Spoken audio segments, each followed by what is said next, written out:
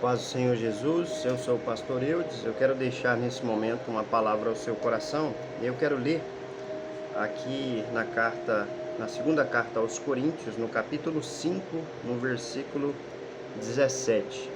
Segunda carta aos Coríntios, capítulo 5, versículo 17, diz assim: Assim que se alguém está em Cristo, nova criatura é.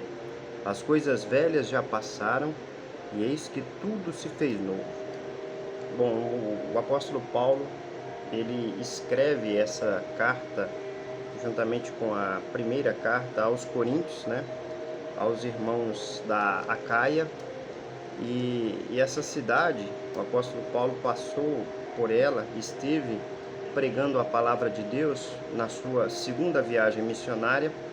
E o contexto em que esse pessoal vivia, assim, a cultura, a crença era muito voltada aos deuses gregos, e uma realidade totalmente diferente da cultura que hoje nós temos no Brasil, por exemplo, que a nossa cultura é cristã, então nós já temos uma questão moral bem aguçada, apesar de hoje, haver aí ataques à fé cristã, ao modelo, por exemplo, até constitucional de família, homem e mulher. A gente sabe que há uma atuação do ativismo, nessas questões, do ativismo gay e outras coisas, não que isso tenta estremecer, ou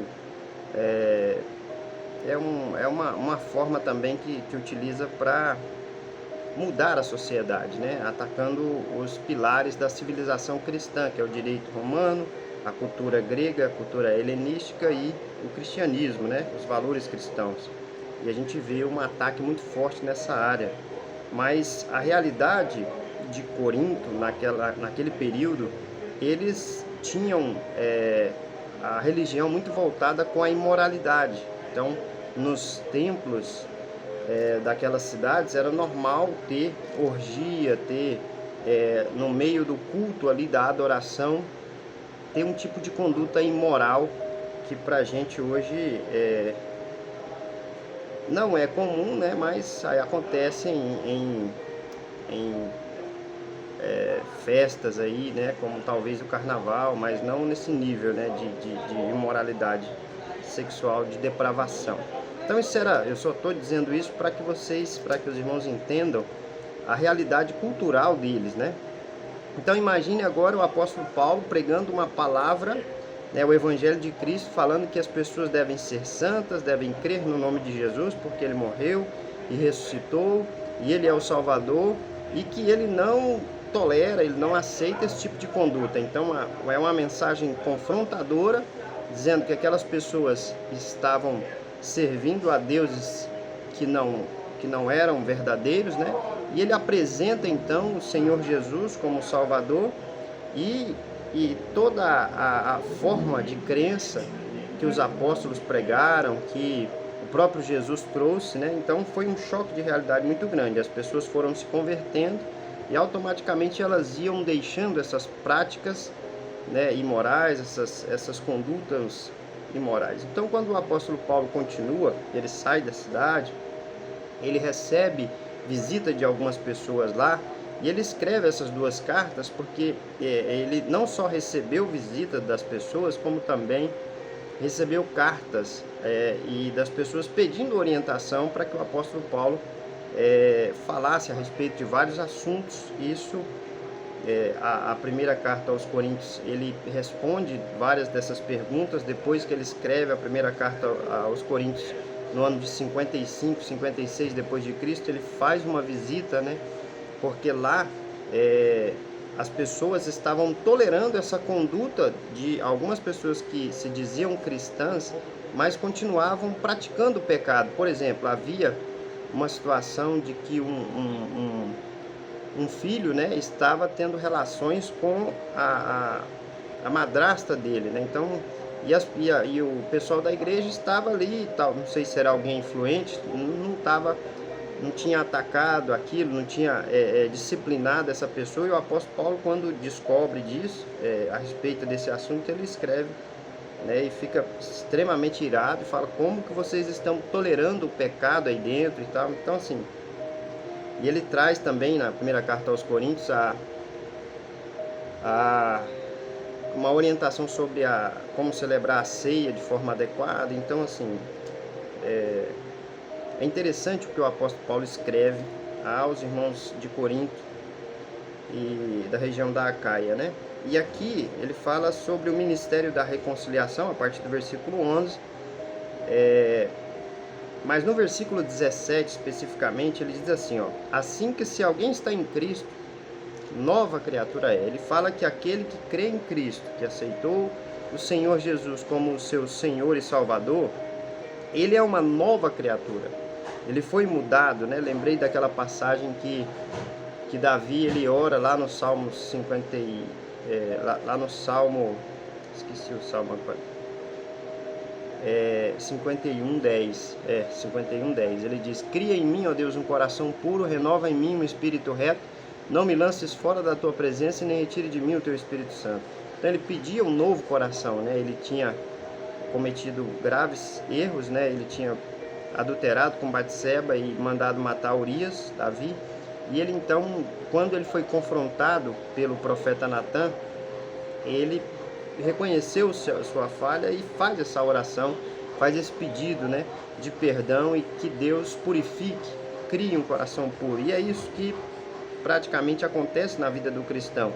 Não que ele vai ser perfeito dali para frente, mas ele passa a ser uma nova criatura. E ele diz aqui, ó: assim que se alguém está em Cristo, nova criatura é. Ele tem uma nova natureza dada por Deus, pelo Espírito Santo, para que ele viva agora para agradar a Deus. Ele morre para o pecado, e é isso que o batismo nas águas, ele simboliza: a morte do velho homem e o nascimento de uma nova pessoa agora, de uma nova criatura em Cristo Jesus, um filho, né? Porque todos aqueles que aceitam e que creem no Senhor Jesus, eles passam a ser então uma nova criatura em Cristo Jesus. E a palavra de Deus diz isso, né? As coisas velhas já passaram e eis que tudo se fez novo. Então, aquela forma de vida, aquela forma de conduta que outrora entristecia a Deus, que era uma vida totalmente pecaminosa, agora já não domina mais o coração daquela pessoa que aceitou a Jesus, né?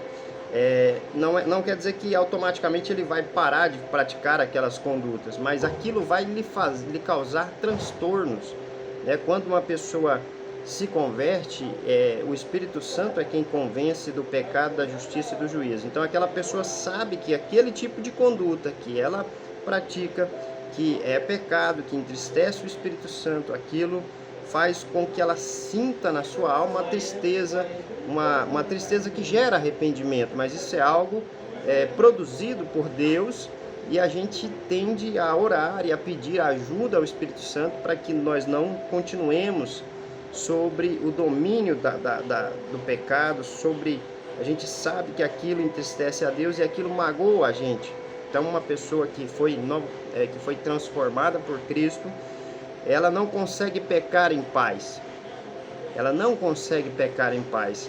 Ela tem tristezas quando ela erra, quando ela entristece o Espírito Santo e faz algo que deliberadamente é da vontade dela, mas por não vencer a sua natureza, né, por talvez negligência na oração, por talvez falta de vigiar em alguns dos setores da sua vida, né?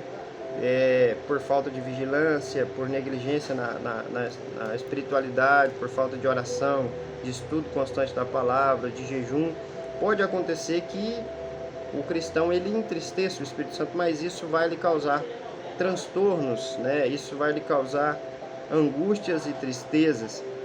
Mas o cristão agora vive uma nova vida. Aquele que creu em Jesus, ele passa a ser uma nova criatura. E agora ele vai ser guiado e direcionado pelo Espírito Santo. Ele vai receber dons espirituais, né? Ele vai buscar esses dons para que, através desses dons, ele possa fazer a vontade de Deus, trabalhar para Deus. Mas o mais importante de tudo que acontece na vida do salvo, do cristão, é que ele vai produzir agora, na verdade, o Espírito Santo dentro dele, na vida dele, vai produzir frutos do Espírito nele, né? E o apóstolo Paulo, ele fala sobre isso em Gálatas, no capítulo 5, no versículo 22. Mas isso deve ser assunto de outro vídeo, que ele fala do fruto do Espírito. Ele cita que é amor, alegria, paz, longanimidade, benignidade, bondade, fé, mansidão e temperança, né? Então esse é o fruto de realmente uma pessoa que nasceu de novo. Ele não é mais dominado pelas obras da carne, e sim agora ele é dominado pela presença de Deus, pelo Espírito Santo, que agora direciona a vida dele, que agora abençoa e faz com que ele tenha condições de vencer o pecado, que ele tenha condições de dizer não àquilo que entristece a Deus e se voltar para Deus de todo o coração, não resistindo o Espírito Santo, mas deixando que Deus trabalhe em sua vida para que ele seja cada vez mais moldado para servir a Deus e para receber os dons espirituais, para produzir o fruto do Espírito dentro, crendo na palavra de Deus, acreditando em tudo aquilo que o Evangelho traz como verdade. Que Deus abençoe a sua vida em nome de Jesus.